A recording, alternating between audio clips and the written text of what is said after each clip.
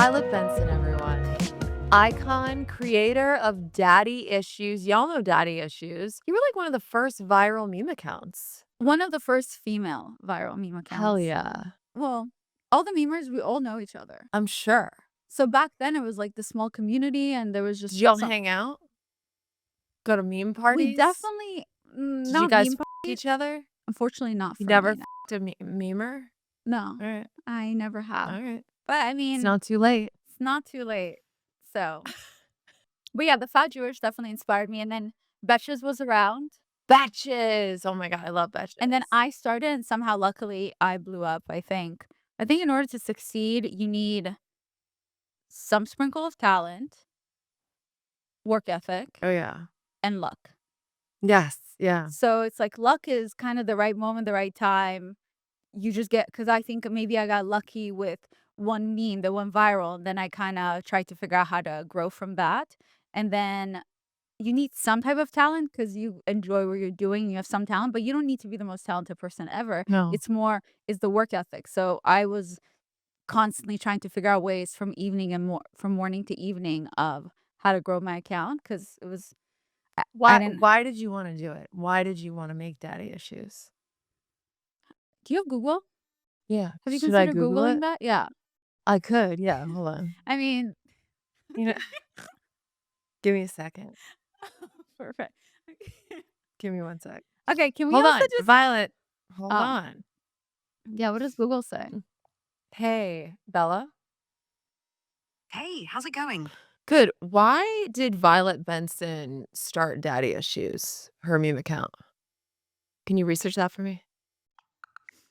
Violet Benson started the Daddy Issues Instagram account in July 2014 as a creative outlet while she was working as an accountant. She wanted to escape her job and find a way to express herself creatively. That's it? That's it? That's it? Yes, essentially, Violet Benson started the account as a creative outlet and to escape her accounting job. Do you think she's hot? I don't have personal opinions, but Violet Benson is known for her humor and creativity. What do you think? I think she's hot. Yeah. Or you mean the great. creativity? I think she's creative too and smart. Absolutely. She's definitely known for her creativity and smarts. She's sassy. always She's sassy too. Russian, little scary. I understand what you mean. Mm, She has a bold and confident personality. yeah. Okay, period. I mean, she Period. basically got it. She got it. I think that's the spiel of why I started it. Yeah. She got it. I was an accountant. Yeah. Accountant. No, I was an accountant. Like, An accountant. accountant. So you did taxes. No. No, but I actually did taxes. But you legit were an At a accountant. big, one of the largest accounting firms. Yeah. Ugh, that sounds like One of the top oof, ones in the US. horrific. Only because I would be bad at it. I was not I good. love it. I think I'm going to do my own taxes this year. Don't quote me on that. I'm So quoting take you. me. Hey, IRS, if you're watching, don't quote her on that. Honestly, The when I was- IRS just follows you. Daddy issues.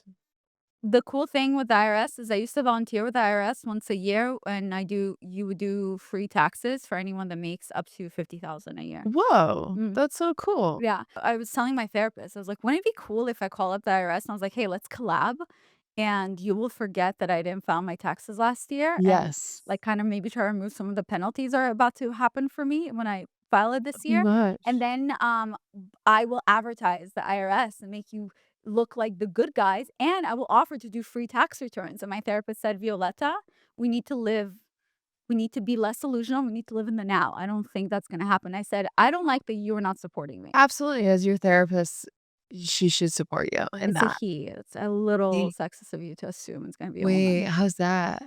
I don't know, but I think in some ways it is. Why'd you pick a male? He's gay. Okay. I pretend my therapist is gay. I don't know that he is. I think he is, but I treat You him have a like straight I treat him like a therapist? gay man. I think he is gay, but he's not told me. And you know what's You're outing him right now? That's a little. well, I'm not telling. We don't know his name, but Right. I've always felt weird What is his name? about asking him, "Hey, are you gay?" It's like, I feel like it's overstepping, but kinda not, because I gotta say, more comfortable around gay men. And I mean, so I wouldn't have a straight therapist, so that make me uncomfortable. wow, so were you like, "Do you s" and was he like, "Yes, Um, bitch," and you were like, "You're hired." well, he has a partner, Okay. so and I think it was I wouldn't say But it was how is it obvious? What, he is talking about I his never said it partner? was obvious. I didn't say You that. did say that and he's watching. I just my friend recommended him How'd to you know me. he's gay? My friend knew. See, I didn't have a friend who knew.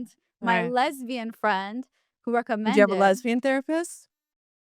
I would well, I don't know. I don't like it's I Did don't you know how have to a they explain them? it. Even when I'm working with men, if Mm. they're straight men, I prefer if they're married in a happy marriage. Like even when I was an accountant and I had supervisors, I preferred to be in groups and teams with men who were happily married because they treat you nicer. Because when you're happily married, you're just in a happy, good mood. And a lot of times I've noticed when or worked with supervisors who were single, especially if they're a man, they may be bitter that, they can kind of dislike women if you try to show your authority or they will try to hit on you.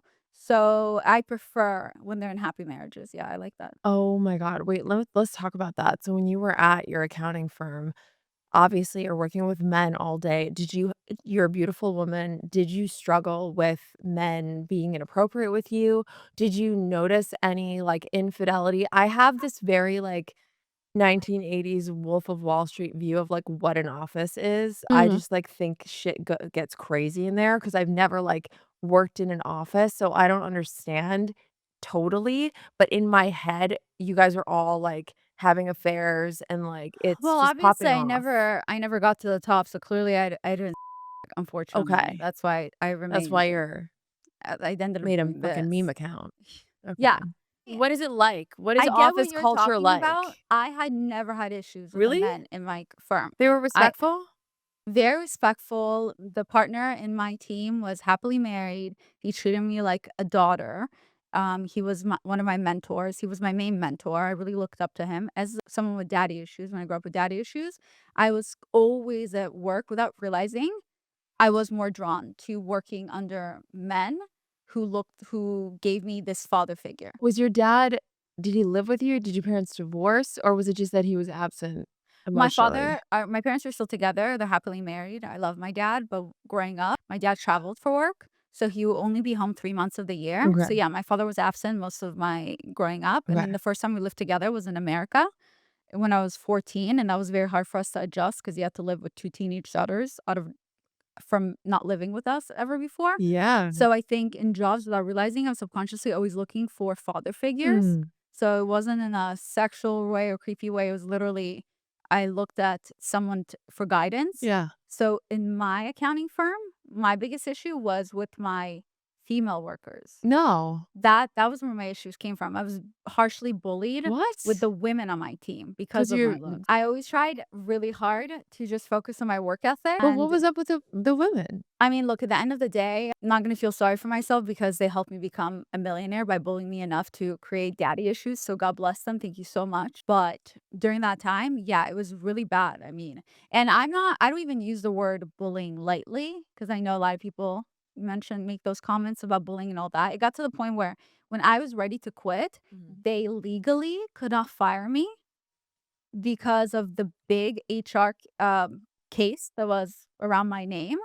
So the bullying was so serious and intense that they legally could I'm not fire sorry, me. how I does didn't show up for work for 2 weeks when I was ready to quit because I was hoping to get unemployment to collect some money. Because I grew up poor, so when I was leaving my accounting job, it wasn't I didn't have my parents to pay my rent. Of course. So it was more kinda like But had there. you'd started the account and you could see, "Okay, maybe this is my next path." I Yeah, you created a were marketing yeah, strategy for myself in order to make money, yeah, but any second I could get fired.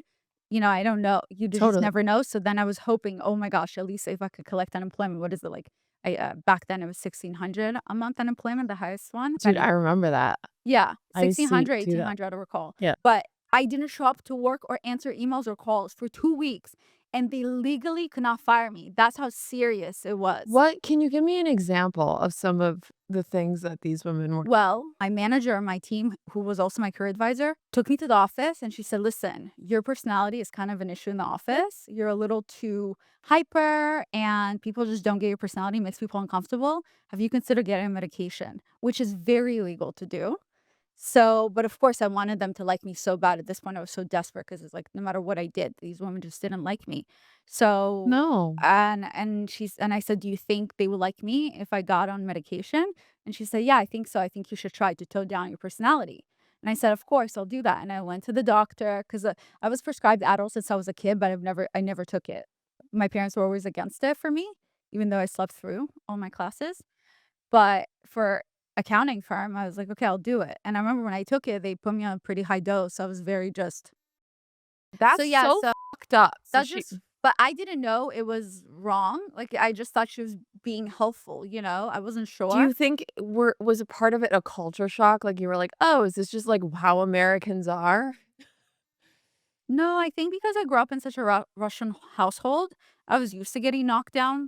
My dad always told me about the American dream, where it's you work the 9 to 5 and you're miserable, but that's the American dream and that's how you create a life for yourself. So I was like, okay, I'm gonna just keep taking it. And I'm a pretty strong person, but the whole point with I just recently in January did a episode about how to be confident. And I talk about the four things that are killing your confidence.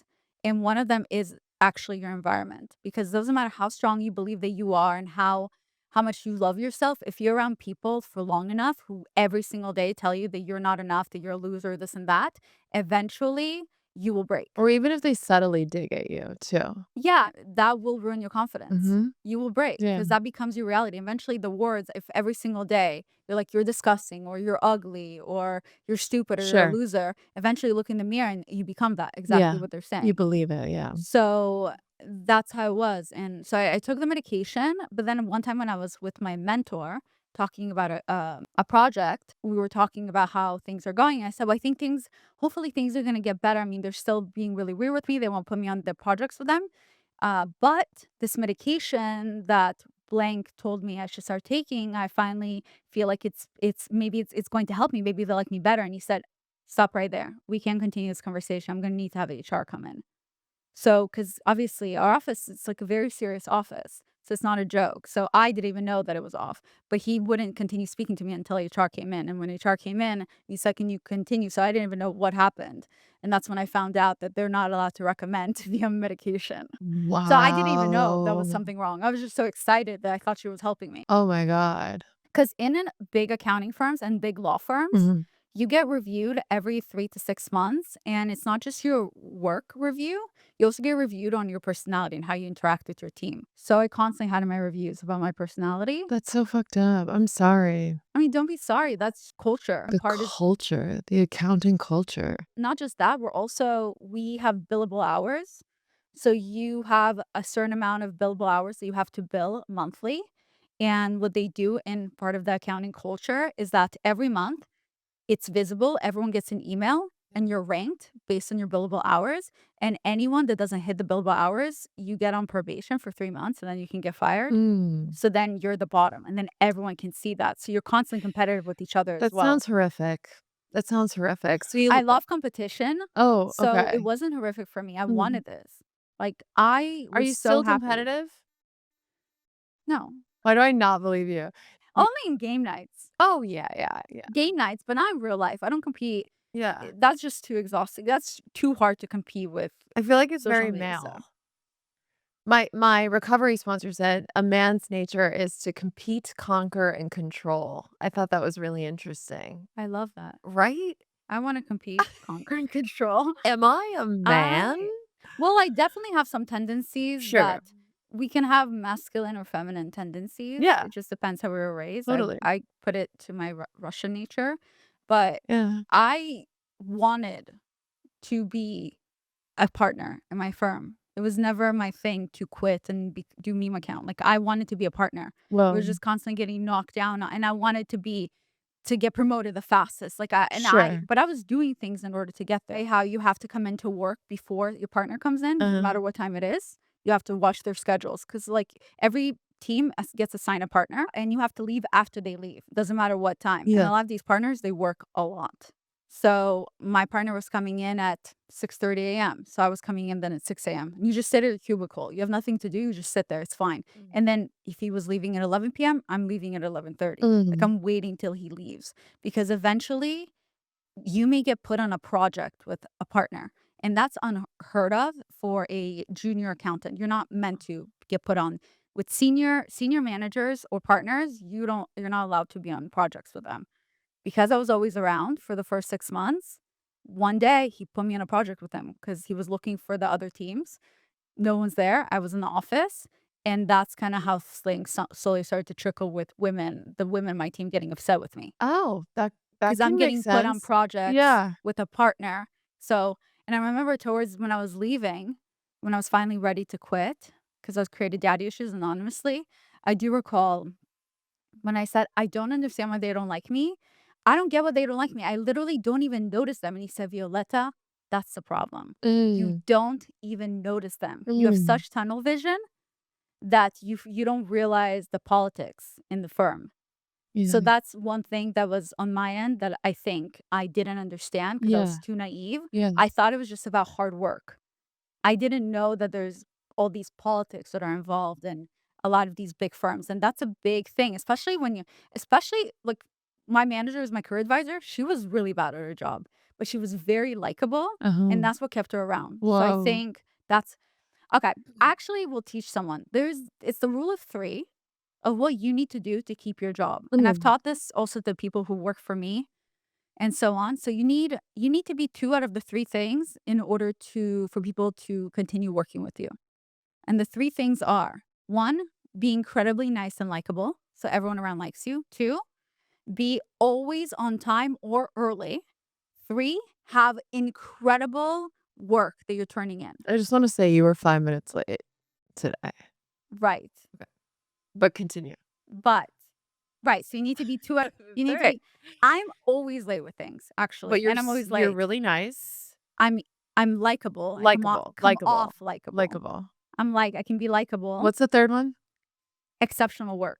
Oh, right. I put so much effort into all the work that I do, so Mm. then I know that if I give exceptional work and whoever I work with, I'm likable and nice and easygoing, they will end up forgiving me if I'm late with things. 'Cause it's always gotta be 2 out of the 3. Exactly. Sometimes your work's gonna slide a little, but you're gonna be But then early and but super then likable. Got exactly. it. But if like, for example, my dad's very hard to work with. He's antisocial, he's a bioscience engineer. I can't imagine what it was like for people to work with this guy. Sure. He did not like people.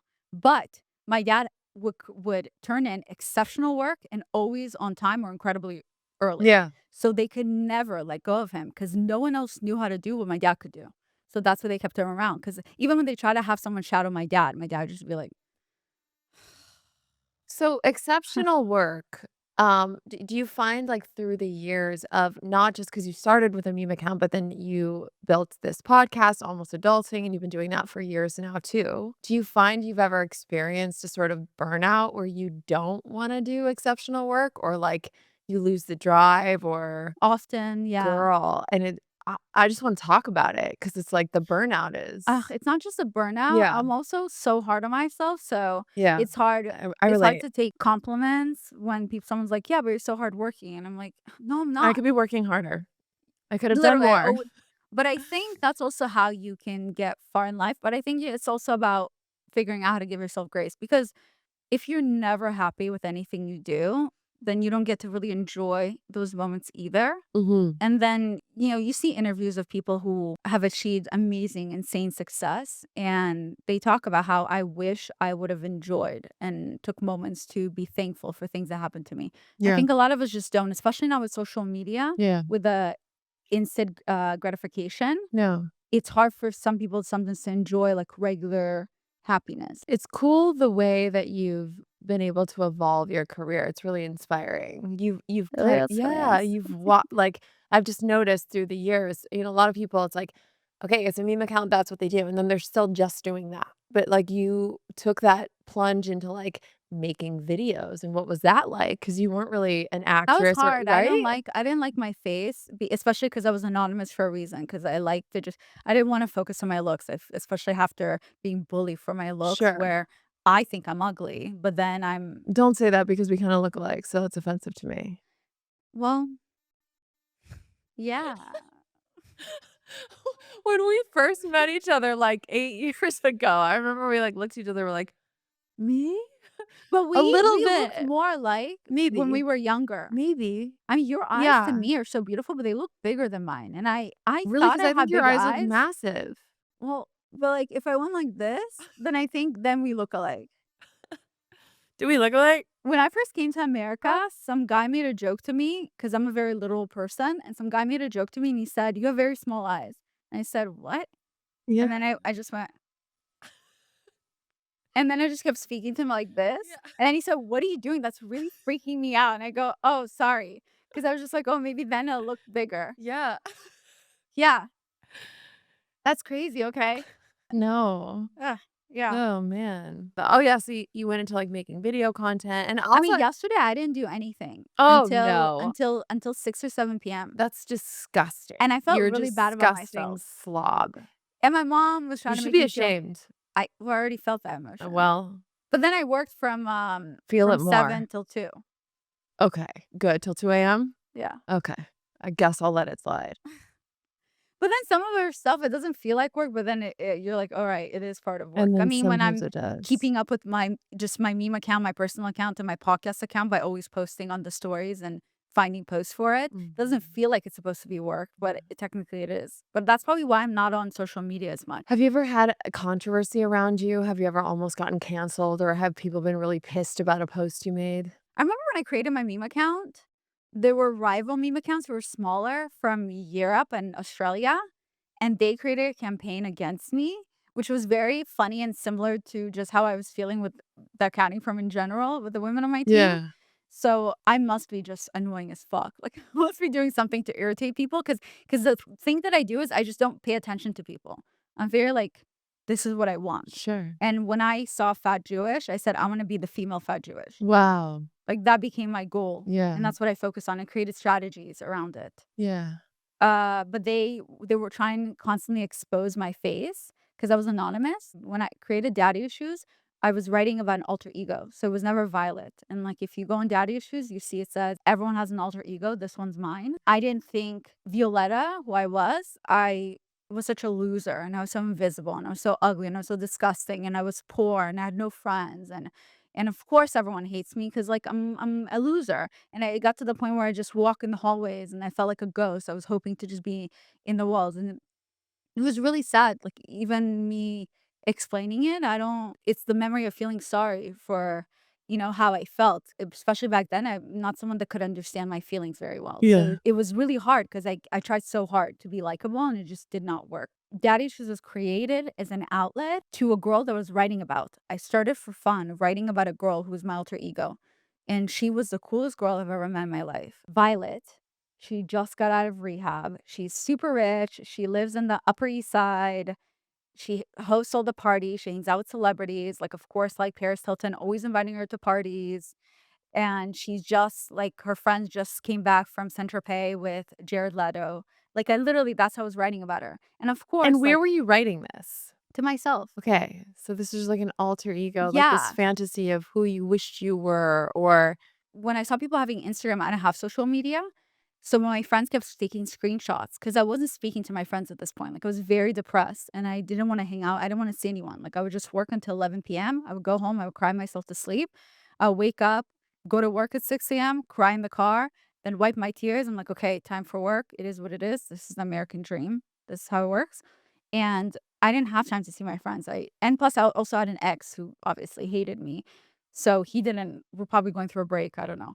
So I when you're depressed, you really just don't wanna see anyone, and that's how I felt. When they kept sending me screenshots to make me feel better of a meme account of the fat Jewish, I was just thinking, "Wow, that's so cool how you can just people can like you for being funny and your personality." Like, I used to be funny, I remember, I mean, I won class clown in high school. I just don't know who I am anymore, but how cool would it be if people just focus on a joke that you said instead of your looks.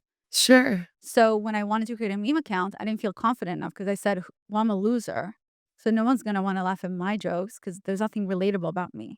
So that's where I felt the need to write about this girl. Because when I was writing about her, that gave me the confidence because I was like, well, if people follow this girl, she's so cool. Like I want to be friends with her. They would be able to relate to her. So Daddy Issues was created by this girl, not by me. So it was my alter ego constantly. And so this girl, did you interject this, like, fantasy world into those memes? Like, were there references to the fantasy In the version of beginning, yourself? now Or was it just more backstory for you to give you the confidence to both. post? Both, and in the beginning, the memes were different. I was looking for these funny looking girls, and then I would write the memes because in the beginning, I was creating 100% of the memes of my meme account, so but it was slowly changing because I was constantly looking to figure out what people like, so I created it for myself, but then within less than a week, it changed to what do people want? And I think a lot of times that's where people miss out when they're trying to grow on social media Mm. specifically, where they are like, I want to be famous. I want people to see how amazing I am. And then Mm. they don't grow because of that. Yeah. I think the reason I was able to grow is because I said, what do people want? What do people like? So I always have said the followers of Daddy Issues created me because I didn't know who I was. And yeah, I could write a few pages on Violet Benson, but I don't know who she is really, except a few pages. But when I was focusing and I'm like, oh, this meme is getting the most traction, more memes like this. Okay, let's read all the comments. Okay, they're saying I love her captions. Oh, I'll make my captions longer then. Cause like Vanity Fair called me meme queen of our generation or whatever. Yeah. And MTV talked about how I'm the female of the memers or whatever Yeah. worldwide. Some other magazines were talking about how my captions are the thing that makes me stand out, but it was literally because I was just looking at the feedback that I was getting. So Right. that's how the meme account was being created. I was putting in all this extra work. So it wasn't aside from creating the memes and all that and looking at the back end, I was also figuring out the glitches of Instagram. Yeah. When there was a glitch, or let's say if you post right now, then you delete the post immediately and you post again, there's a glitch right now on the back end of Instagram, and this post will get pushed.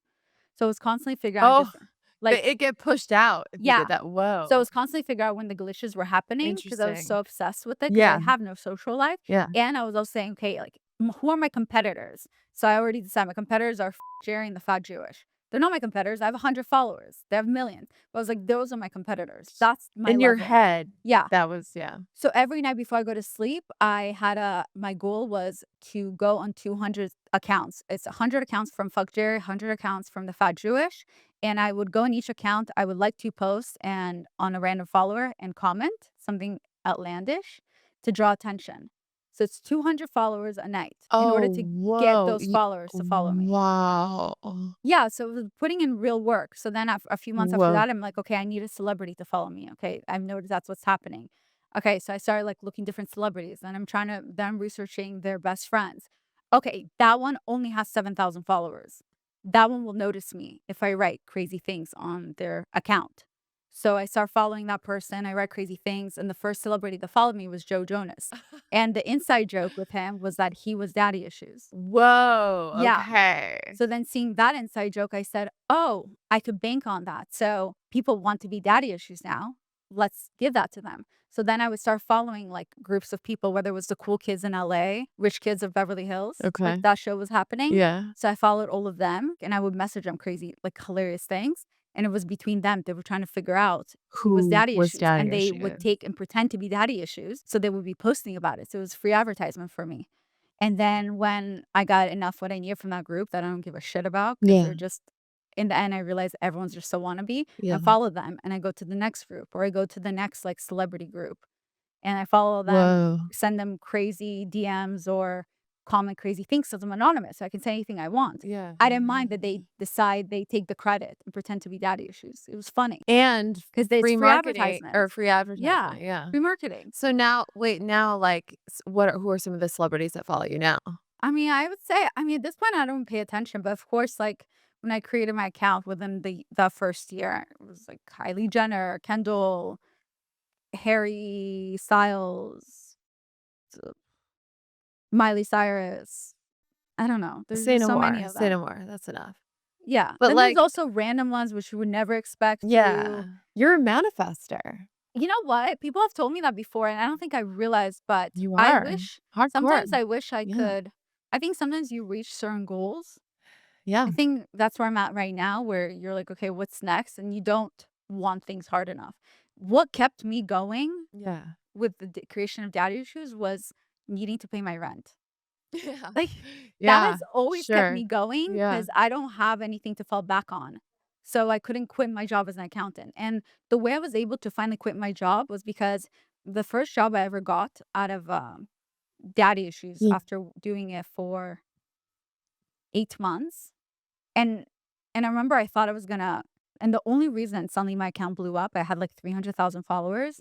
And then I was ready to delete my account. It was the beginning of January. Mhm. No, it was like December, the end of December. No, January 1st. I had the worst New Year's. It sucked. And I was kind of over it. And I'm now studying for my third CPA exam.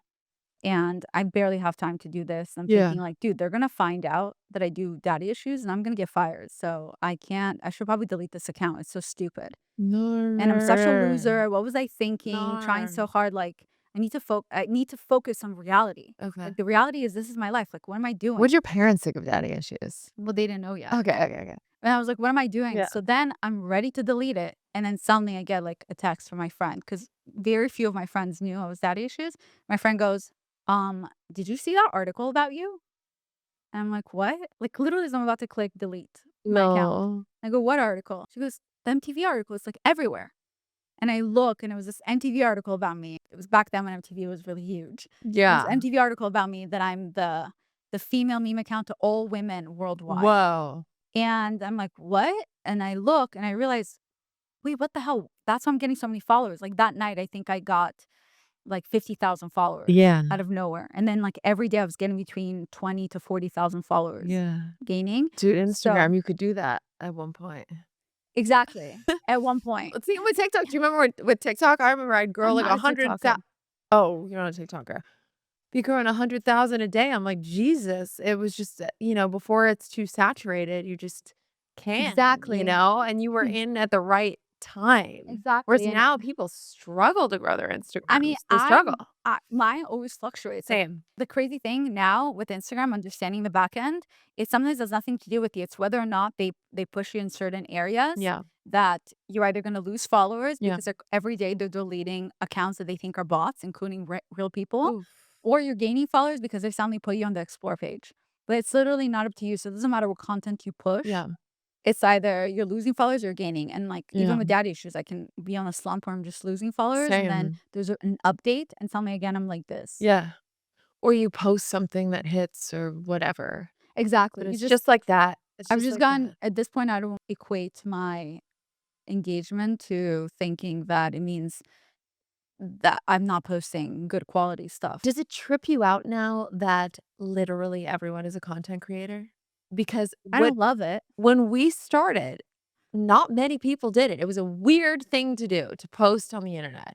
And then, like, now, I mean, I have a love-hate around it because I love it because everyone has a voice. Everyone can make something. Like, it just dude, you look at there's, like, doctors off there's, like, doctors, like, doing dances, and you're just like, Yeah. "Okay, they've got a TikTok," and, like, everyone has one now, and everyone makes content, and that's cool. The only thing is, yeah, there's more competition, it's more saturated, so I suppose it's harder. How do you feel about it? I'm ready to get married. Like if I You're ready to get married? if a man came up to me and said, "Listen, I'm a billionaire," would you say, "Screw well, no, feminism is the right to choose." So would you delete your stuff tomorrow, stop posting, and I will No. give you allowance and this stuff? Pilot. I would consider it at this point. This I'm is tired. that's really upsetting. Feminism is the right to choose what you want to do as a woman. Yeah, and you're So it's actually choosing you're being an anti-feminist allowance. right now. Yeah, I want to be a housewife. That's fine, I'm allowed to be upset about that That is you're correct. because I'm a feminist, and I'm choosing to be disturbed by that. The grass is always greener on the other side. So Why of do you wanna get course, married? 52% of people get divorced. What are you Okay, doing? my parents are still All together. right. I wanna get married because I've seen a Why? happy family, my Why would parents. you do that? Because I want a provider and I don't wanna work anymore. Girl, I I Is that I gotta say I get that. How do yeah, you guys feel about 50-50 relationships? How do you feel about them? 50-50? Yeah. 50-50 as in Meaning splitting, like, if you're with a partner. yeah, that works for me. He makes the money, and then I use that money to pay the bills. That is 50-50 for me. I'm Russian, that's how we believe. In Russia, Russians, there's no such thing as 50-50. Men pay for Yeah. everything. That's our culture. Our culture is also where there's, like, this whole joke in Russia where, we don't have dads, so that's also our culture. I didn't know that was a Yeah, cultural. it's like a known Where are they thing in going? Where are Russia they going? to other women. Really? Yeah, not my dad though, but, that's So your usually parents have a good marriage. mhm, yep. They're still in love. Yeah, they're That's really so cool. cute, they're best friends. I That's love what I that. think it's for. And that does Yeah, happen. I gotta say, like, of all my friends, people I know, like, there's many more relationships I'm not envious of and go, "I don't want that." But then you yeah, do see a few of, like, really good yeah. I partnerships. So would they love to just exist. They be do exist. behind yeah, my sister and her husband. I would love Yeah. to just be behind the camera. I would love to go back to I don't think I'll ever my mom even said, "You and your sister, you guys love working so much, no matter how many jokes you guys make, it'll be too hard for you." And I think I agree. Yeah. I would love to write books. I am writing a book. So I would love to then create series of books. I mean, right now I'm writing a nonfiction book, which will come out now at the beginning of next year. After that, I want to move into fiction books. And then from fiction books, I want to create write. Then when I have kids, I want to write children Yeah. fiction books. Yeah. So that would be my goal. So I will continue creating, Yeah. but it's a way where I would evolve and it would be beyond what I do right now. For me, I've never cared to focus on my looks. Of course, I'm not gonna lie, like it's sometimes it can benefit me when I'm getting jobs with um for magazines or for with makeup brands and things like that. And I'm But really impressed by your photographs, I have to say. I feel like I comment on, like, a lot of them. I don't think enough. Not enough. On your Violet Benson account, I Not do. I'm, like, enough. literally like, "Oh my god, you're stunning. Oh my god. Oh my god." No. Go I think I look back, comment more on look your back. pictures. I That's comment not on your pictures. true. Do you know Uh-huh. why? I post 1 picture a year. So you comment once a year. No, you post You? more often than me. I don't. I don't. Maybe because 'Cause your you're stuff always so comes good. up. Why are you so good at it? Who helps you take photos? I take it myself. Go look at Violet Benson's photos, you guys. They're stunning, and there's so many, and your outfit and your everything. Like, I'm just always like, "Wow, I actually think we all look the same on the internet, and it's because, like, I ran into my friend, you're good at Alyssa it." Violet, a while Do you like, just 2 years get people to be like, "Hey, can you take a picture of me?" No, no, I do it myself, but I'm saying I How? ran into my friend Alyssa, and Alyssa was like, "Oh, sometimes I save your pictures so I can recreate your poses." And I go, "That's crazy because sometimes I save your pictures to create your poses." So I think that's what a lot of us do where I will look at different pictures. I see. It sounds even silly if a girl is just even sitting and Mm. I'm like, "Okay, I wanna remember taking a photo like that." Yeah, yeah, yeah. And then I try to do whatever Gen Z will do, but it's not really You don't my do the thing. millennial. That's so me because I never know where to put my hands. The hand on the hip. There's just, like, but the The Gen Gen Z's Z, they got it. go, "You have to look away." Yeah, they just get it, So like, the Gen next Z is level. look away, look on the Yeah. floor, Yes. Look on the floor. shocked. Do you remember when everyone was, like, squatting? What was that? I definitely because Kylie Jenner started Is it, that and then I copied it. Yeah. So there's I think nothing I tried once, and I was like, "I'm too lanky for this. I can't squat there's nothing and pose." original about what I do. So it's not like I'm like, Just how do take the you fucking take compliment. Just say, "Thank you, Laura." thank you, Laura, You're for saying welcome. I look so pretty because obviously we look the No, same." it's not just your, like, bone structure, it's also just everything, your aesthetic. It's just great. You just Really? are great. I just love your Well, I recently photos. changed my aesthetic when I wasn't getting booked for jobs because I was so focused on my podcast, and when, my podcast network was just sitting on paying me forever, I was like, "Well, I need to make money in another way." So I started to look and figure out what's happening with my jobs for my personal brand, and it was because I wasn't brand friendly enough. Like, it wasn't You aesthetic enough. you and me have that problem. No, no, because Oh, the aesthetic wasn't it was clean girl aesthetic, I and I see. wasn't the clean girl aesthetic. I see, I see, I see. So I did the research, and I found people that I can look up to, even though there's no one I really look up to, but I was just trying to find, like, Inspired different by. yeah, different people that I could kinda copy how they're Yeah. taking it. I went on Pinterest. And what, did you book jobs from that? Yeah. What, like, campaigns? Like, brands would reach out and pay you to promote their stuff? After 2 months of yeah, after a Did month you and a reach out half to or them so. or they reach out to you? Well, I have the middle people who reach out to the brands. Okay. And yeah, I also have brands reach out to me, but yeah, it was of no jobs to suddenly starting to slowly get booked for jobs. Okay. And it was when I changed my aesthetic to more clean girl aesthetic, Got it. where I Not do so the eye dirty. patches under my eyes and things like that. So again, Mm. for me, I guess I've always looked at this as a job. I enjoy much more writing Yeah. and producing my podcast where I can give advice and make people feel something Yeah. than I do when I'm posting a picture of myself. In a fucking face mask. Yeah. In a But if bathtub I can make with it your cat funny, there. like I recently worked with Stila, Yeah. and for them, I got to write a funny skit in order to promote the lipsticks. And Oh, cool. every 3 signs, he's toxic. And it was very sarcastic of why he's toxic. And I was like, number one, if he's dating you, Oh, I saw that that. should have been your first sign. You have horrible taste in men. Yeah. So I got to still be creative, and each number I had different lipstick on. So I still, if I have chances where I get to be creative like that, then I really enjoy it. I love that. But I want to talk about dating. Let's talk about dating. Let's talk about Let's dating. talk about dating. Are you dating? No. So Wait. that's a really I short wanna ta conversation. Well, yeah. Are you? Yeah. So I'm not Are you dating. on the apps? No. But you were. Yeah. I mean, technically, I'm on Raya, but I'm not. Yes, you are. We're on it, but like I don't use You're it. not active. I'm not active on it. I just keep. When's I the just pay the last time you membership. swiped or however you do, Raya? Months. Months? Yeah. So you're not seeing anyone? No, I'm not seeing anyone. Not any. No, I haven't had sex since the end of 2023. Since June or July of 2023. Really? Mhm. And that's obviously your choice. I mean, yeah. But wait, so okay, so, So yeah, so you're it's celibate, dude. You're celibate. yeah, yes, I'm celibate. That's great. But I've always been the type of person to be celibate in a way where I don't sleep with someone unless I decide I want to be in an exclusive relationship with them. Girl, preach. And the key here is that I decide, Yeah. not the man, because then you're just waiting for him to say you're going to be his girlfriend. A lot of the time, if a guy knows that's the only way to have sex with you, then they'll be like, yeah, let's be official. And then they can dump you the next week. So it's about you, what you want, what you like. And it allows me then to be able to discern faster who's right for me, who's not, especially when you're in your 30s. That's what I've noticed. Getting over guys is so much faster because I'm so tired. So it's literally is true, like all those memes where you see when you're in your 30s, you want to cry in your bed about a guy and you fall asleep. Yeah. Legit, that's a real thing. Yeah. Like I'm so tired all the time and my bones hurt. I don't Mm. even know, like I don't know what's happening with them, Yeah. but they don't work well. Yeah. So if I lay on the pillow to cry, I'm falling You're asleep falling asleep. and I'm forgetting what I was crying about. Yeah. And then I'm hungry and Yeah. I'm like, oh shit, I have to do my laundry and okay, I have to work. So I forget. Yeah.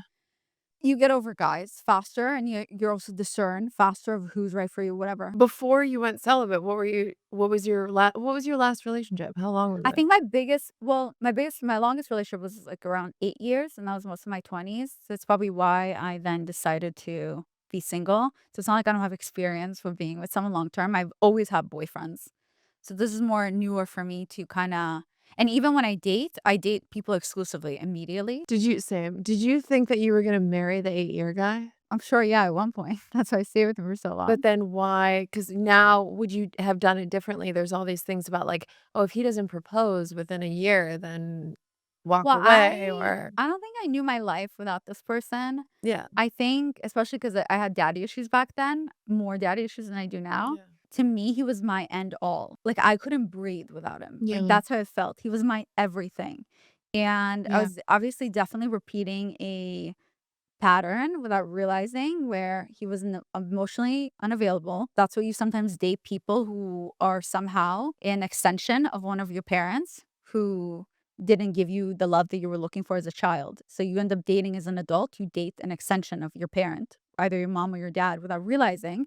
And it's your brain subconsciously hoping that this time the outcome will be different. So if I'm dating an emotionally unavailable person who's just like my dad who's emotionally unavailable, then my brain is hoping that this time this person will validate me and give me that love that I'm looking for. But instead, I'm actually dating the same person, which means that they won't, because that's their character. That's who they are. It's very real. So it was constantly me just chasing the love, but it was literally like I couldn't breathe. And every time he would dump me, I remember when we break up, like one time he broke up with me on my 21st birthday, and like, he wanted to make sure I didn't, because we were throwing this party, like, these 2 guys, I was my guy friends, they were getting tables for their 21st birthday, and they decided to pay extra to have me be part of it. Mhm. So my boyfriend didn't want that. So he made sure that we went to see Twilight instead for my birthday with friends or whatever, instead of doing the table, because he didn't want me partying. But then and then a day after that, like, on my actual birthday, I woke up and my boyfriend, I remember he broke up with me, and I was like, "Why? I just got you back, like, we were just so happy," and I remember he was like, "'Cause I could never love someone like you." And I remember I was just crying in bed, and it just feels so debilitating, 'cause you just don't wanna move, and I was always like that, like, I don't wanna move until I know we're okay. So that's how I Mm. used to be when I was younger, Yeah. and we would be very toxic, and we would fight, and we would I'm not looking at it in a way where I'm blaming him. Obviously, I think we both brought in issues. Like, I'm sure in some ways I was reminding him of his dad who passed away, because I was very emotional and available. Like, I was very weird with touch, because I didn't grow up with touch in my family. And like, this is no jokes with a creepy touch. I'm talking about No hugs and I didn't hug my dad until I was snuggles? 24, Okay. or we never said I love you. So Okay. for me, it felt very foreign to touch. And I remember there was moments where I just looked at my boyfriend and I wanted to hug him or make him feel better about something, go towards him, and I was just looking at him and I just don't know how to do it. Yeah. And I remember, because when I first moved to the US, and, my first best friend, she was hugging her dad in front of me, and I was just like, "How do you do that?" And she goes, "Do you not hug your dad?" And I remember I said, "No, I mean, what if I try to hug my dad?" And he's like, "Ew, what are you doing? That's so gross." And that's just the thoughts of a child, because you don't grow up with that, so you Sure. don't understand. Yeah. And when my boyfriend was cheating on me all the time, when I finally found out, like, years later, I was just like, "Oh, it must be because I'm not warm enough with him." Like, Mm. it's my fault. Of course, he's Mm. cheating on me because Yeah. there's something wrong with me. Like, I'm not loving enough, so he's looking for somewhere else. So Yeah. that's how it was in my 20s, and I think that's why now when I'm dating my 30s, it's You so different, where maybe I've yeah. become the emotionally unavailable person. You're more avoidant. I'm very avoidant, yeah. do you feel like you can spot red flags way sooner now? Yeah, but I ignore it, You ignore so the red yeah. flags? Really? No, I'm kidding. I mean, I spot them, but You okay, paint the red like flag scream type shit? I think the hardest is to date when you're lonely, and we all get lonely no matter what a boss ass bitch or babe or man or female or whatever in between, whatever you are, like, no matter how independent you believe that you are, we Mm. all get lonely. Yeah. And just like they say, don't go to the grocery store when you're hungry, because you're gonna buy shit that's expired, you're gonna buy too much stuff, you're gonna buy things that you're not gonna want later. Is the same thing in dating. They always say don't date when you're lonely, Sure. because you're gonna pick up the scraps that no one else wanted. And that's how sometimes I tend to date. Because I'm always working, and always home. So when I finally leave my house, or when I finally am like check Raya, it's literally whoever I match with is gonna be the first person I'm gonna be like, yeah, okay, I'll Okay. date this person. What was the craziest date you've been on? I think I've gone so lonely at this point because I'm not leaving my house, and my house almost burned down because LA fires, and it's like, So ah, you evacuated. yeah. Where'd you go? My friend's house. First, I didn't have power for a week, and then we're supposed to evacuate, then never mind, we got to unpack, and then we're like, "Oh, wait, the wind changed, and Mm. now it's towards our house." I Yeah. live off of Holland. So then we had to evacuate, and fire was outside my house. I'm like, "Well," I Jeez. genuinely thought my house was gonna burn down. Kept it cool, I packed, and Yeah. then I was outside with my neighbors, and I see the fire outside, and my Wow. neighbors is these 2 men who are dads, 'cause everyone lives around me are families, and they're dads, and they're showing me, and this one guy showing me and the other guy, like, "Okay, this is what the firefighters are saying, where the fire's gonna get, blah, blah," and I just looked at it, and I just go, and that's when I just started crying, because I was like, "Oh my god, I'm about to lose my house, like, I can't believe this is happening," and one of them hugged me, and then the other one, who's more foreign, said, "Violetta, this is not the time. Enough. Stop crying. Get your cat, and we have to leave now." 'Cause we had to evacuate, like, there was no Whoa. time for that, which I appreciate, so I got the 2 comforts. Yeah. The hug and the scream. Yeah, and Yeah. then over a week, I could not get home. I mean, the next day after we evacuated, they tried breaking into our houses, which was not fun. But luckily we got like security and stuff like that to help. And then a week later, week and a half later, got to go home, and we still have National Guards in our neighborhood because our houses, like our area, is very flammable. So in order for no one to start fires, but like with the rains, I'm hoping that they'll be gone. But I don't know. Yeah. But yeah, it's pretty crazy. So But we derailed there. That sounds fucking terrifying. So yeah, you so the dating. the So at dating, this yeah. point, oh my gosh, every time someone's asked me if I've dated anyone, I always say no, and I literally keep forgetting this guy that I dated. I dated someone literally in November. Okay. I forgot. I just keep forgetting about him because he's so forgettable. Okay. This guy is literally so Got forgettable. it. He love bombed me, but in a way that I was like, yeah, this makes sense. What did it look like? It was amazing. Flowers nonstop, like How'd you meet him? so extravagant. I met him. I don't even want to waste time Sure, talking sure, about him sure, because I whatever. can't stand him. But whatever. I met him in Aspen 2 years ago, and Okay. he like liked me for 2 years. It's always like it's a lot of times I end up deciding to date guys who like me for a long time, only for them to then show me why I didn't like them from the beginning. Okay. But like, yeah, this guy, the scariest Flowers, what else? Did he text you all the time? flowers, gifts, like amazing dates, and like, I should have seen the signs, especially because I do this for a living, but I didn't mind because, again, I was lonely, it was the first thing in front of me, and I really wanted to go to Aspen for New Year's.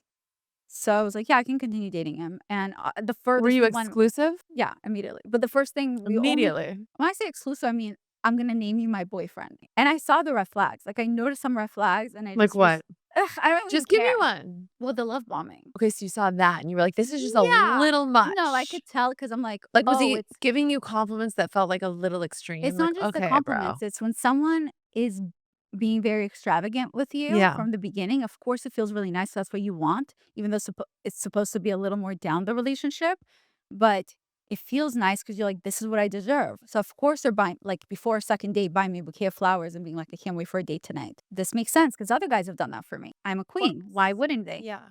But you don't realize it's someone that's trying to speed up the it's creating false intimacy between us because we don't actually know each other, but it feels like we do because he's showering me with gifts and compliments and attention and all that. So I think we're closer than we are, but we're not. What happened? But the problem is with anyone that love bombs you is because A, they're very insecure in who they are. So they know that getting to know them slowly, you may reject them. And they're usually are scared of rejection. So that's why they Oh. do things like this. They speed it Because up so so you kind of you'll don't pay attention. You have no choice but to say yes because you're like, this person's treating me how I want to be treated. But the scary thing with love bombers is because they have their own insecurities, own things they have to work with. And this guy had mommy issues. And I don't like dating guys with mommy issues. I prefer only guys with daddy issues. That's more my jam. Unavailable men. Love those. So mommy issues I don't really like because they just have this weird resentment with women anyway. Oh my god. With people who are love bombers, the minute you do something that they don't like, blink the wrong way, say the wrong word, make them feel any type of emotion that's negative, they will drop you and they have no emotions about it. And that's like the scariest part because none of that was real for them. They just enjoy the attention from you, but they weren't actually developing like real intimacy with you Mm. because you're on the receiving end. So you think it's intimacy, but there is no intimacy there. They're not actually sharing their deepest, darkest secrets. They're not actually looking at you as a long term partner because they're not actually emotionally available, just in different ways. So the minute I said something, and I remember the moment that I knew it was going to be over because I made a comment What'd and you his say? face looked at me because he said, the reason I broke up with my ex, the last girl I dated, is because she did this and this.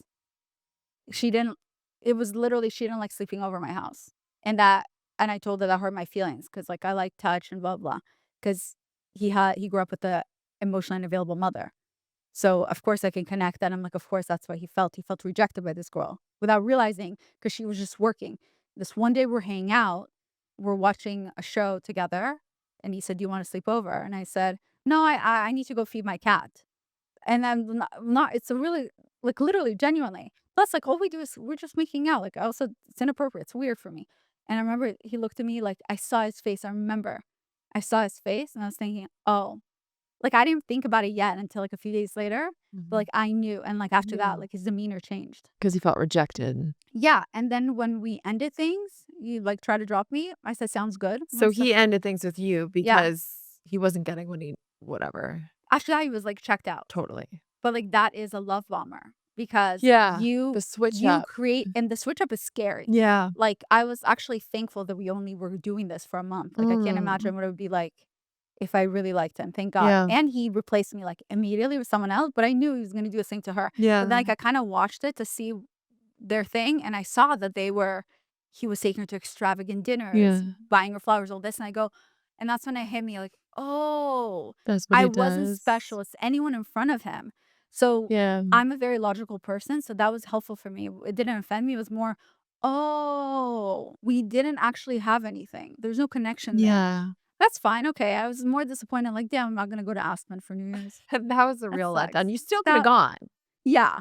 You still coulda gone. Yeah, the one thing I liked about him was how he was treating me. Once he started treating me like whatever. Whatever. That's his own issues. Good luck with that. I wish him the best. I I just literally feel don't like the give a dating shit. culture is, like, right now. From what I'm seeing online, it could just be my algorithm, but I feel like with dating apps, what are your thoughts on all that? Because I just feel like it's making it harder for people to commit to each other. Are you not in a happy dating relationship? I am, yeah, but Exactly. I So obviously that does I guess exist. I'm not seeing those online so Because it's your much. algorithm. Yeah, If you think that everyone's an asshole or a cheater, that's what you're gonna end up sure, subconsciously attracting. sure. I Yeah, think a lot of times when we attract unavailable people, it's because parts of us are also unavailable, yeah, emotionally unavailable. that I makes think sense. I struggle with commitment, Yeah, so I attract people for the short term. Like, I enjoy dating people more on, like, for now, totally. and now I'm just trying to think more on the long term. Alright, let's answer some questions. People are asking us for advice. Let me read some of these.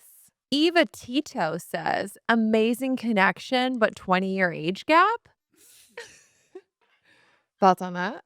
20-year age gap. Look, it depends how old they are. Maybe she's 60 and he's 80. Would you do it? I wouldn't, because 'cause I'm not attracted to people who are in elderly homes, personally. That's just not my It's thing, just not, like, but my really my thing. if that works for you, if that's what's helping you get through your daddy issues, because you clearly have them, I applaud it, enjoy it, as long as he has money. If he's poor and he's 20 years older than you, then what are you doing? If he's taking you on vacations, then enjoy it. I would also argue fast forward the tape, because if you're 20 and 40 or, 30 and 50, like, fast forward the tape. Now it could feel manageable and good and fun, but when you're, like you said, 60 and 80, like, But, like, if you're dude. 30 and 50, maybe that is a working relationship. You don't have friends who they have a way older partner. No, I'm saying it works now, but fast forward the tape and just imagine it work how it's gonna be later. You're gonna be wheeling his ass around, and, are you willing or do you want to do that? If he has money, If he has money. I think that's the big factor. That's the big factor. Yeah, I'm not here to judge. Personally, my ex-husband of 12 years, we were together 12 years, was 12 years older than me. Right. Mhm. My boyfriend now is 5 years younger I love than that. me. Yeah. Yeah, it's really interesting, the Yeah. difference. Yeah. Um, so I don't think I would ever go, though, above 5. I don't want a big age gap personally. But Yeah, yeah. again, that's just me. Mm. Okay, Megan Chelsea says, "How long do you wait for your boyfriend to propose before walking away? To clarify, you both want marriage, dating for 3 plus years, live together, timeline is vague." You both want marriage, you've Mhm. been dating for 3 plus years, you live together, And and she's she's saying, "How long do you wait for your boyfriend to propose before you walk that's away?" the scary part with when you live together, when you move in, because that actually can make your partner get too comfortable. Because then they're like, well, what's the point? We already live together. So we're practically married. It's just a piece of paper. So I think that's where ultimatum is important. When I've had Patty Singer on my podcast, she even discusses the ultimatum, and I agree. If you're already living together, you both want marriage. You don't know this, but your partner may have changed their mind. So this conversation is important. And if when you have this conversation, it's not a you don't attack them or say, "Well, you don't want to get married." It's more you sit down, you have a conversation. Is marriage still a thing that you're looking for? Because you need to figure out what's happening. If they say yes, of course. Then you say, okay, what's that timeline looking like for you? You have like, I'm hoping by the end of the year. Like, you kinda put your foot down, and if that doesn't happen, then yeah, you get ready to leave. But how long do you wait? I would give it a year, another year. Okay. What is a mature way to deal with a pick-me friend that you can't just cut off? Okay, I think the whole pick me stuff has gone out of hand. I think, like, a girl breathes the wrong way, and now you're a pick me. The whole pick me thing in the beginning started because it's when a girl tries to make you look bad in front of men. That's pick me. Now you're like, I'll be like, oh, you're wearing a skirt during this interview? Okay, pick me. And even though there's no men in this room with Or, us. like, you say you like sports, and then you're a pick me because you're saying Loser. that to to appeal to the man. So what to do with the pick me friend? How to stop being friends with them? Just start going MIA. Just become busy with life. Yeah. Hopefully, I mean, I'm assuming there's reasons why you don't want to be friends with this person. So a lot of times, and if you need to have the conversation, then have the conversation. You guys grow apart. I think people always have this misunderstanding that when you have childhood friends, you have to be friends with them forever, and we don't realize that we grow apart. The same way in your relationship, romantic relationships, you grow apart. You grow apart in platonic friendships, platonic relationships as So well. you can have a breakup in a platonic friendship. Yeah. Why do guys keep ghosting me, then coming back like nothing happened? Okay. So a lot of times when a guy keeps coming back, let me tell you right now, FYI, PSA, a man coming back to you nonstop is not a compliment, by the way. Mm. It's not a compliment. It means that they know you'll take them back. So again, not a compliment. It's a diss. When a man leaves you, they ghost you to go somewhere else is because whoever they went for that they thought was better than you rejected them. So they couldn't get someone better than you, so they came back. So if you find that flattering, congratulations. But guess what? The best way to determine someone's future actions is by looking at their past actions. He already told you exactly who he was. If he left because things got too serious too fast, or you had to communicate, or you complain about something, whatever it was, whatever that happened between you, that he left, he showed you how he handles dating you. So that means he will do the same thing again. So they keep coming back because they're a loser. So is a guy with not a lot of money a deal breaker for you? Like if a guy makes less than you, is that a deal breaker? For me personally, yes, just based on the guys that I've dated and how they start to act. Yeah, I don't want you have to have a very And how do they start to act? if you date a man that doesn't love himself, I'm not saying a guy that doesn't love himself. I'm saying a guy that makes less than you. Is it that can a be deal breaker? emasculating for some men. You Yeah. have to date someone that's very confident. Not everyone's like that. A lot of times, some men it's gonna be hard. Like I've dated someone that came to my house and was like, "Wow, you live in this like big house, and I have roommates, and how can I compete with that?" And I go, "What? What are you talking about?" So I think you have to. If I can date someone that's very confident and passionate about their job, and I Mhm. see there's going to be growth in their job, then I'll date them. If they make less than me. Mm. But I prefer now that I'm looking for a provider, I want them to make more than me. And if that means that I have to change my way of living in order to have a provider, I'm also okay with that. Change your way of living in what way? I want I want a happy family, a happy marriage. I'm okay with cooking for my husband, not my boyfriend, not my boyfriend. I don't cook for those. If I have a husband, I want a happy I want to create a happy family. And the only way we're divorcing is if one of us dies. That's it? Yeah. So what if he cheated on you? Then we're divorcing and he dies. What if he went broke? Then we're If he went broke, divorcing. we're together, I'm helping him get through it. There's no way if we're married he's But going broke. cheating is a deal breaker then. Yes. Okay. Yeah. Well, Violet, where can everyone follow you? You can find me on if you're looking for meme accounts at daddy issues underscore my personal Violet Benson and in my podcast Almost Adulting on every Thursday with sometimes bonus episodes on Mondays and Laura's also going to be on my podcast or is on my podcast, was already on my podcast, depending when these Mhm. drop. You can subscribe anywhere you listen to podcasts and also follow the Almost Adulting Instagram. Thank you for coming on. Thank you for having me. I hope it was, I feel so self-conscious about this interview. I can't tell if it was Why? good. No, you were great. I guess we'll find out. You were great and vulnerable. Wasn't she great? No, thank you for having me. Thank you Yeah. so much.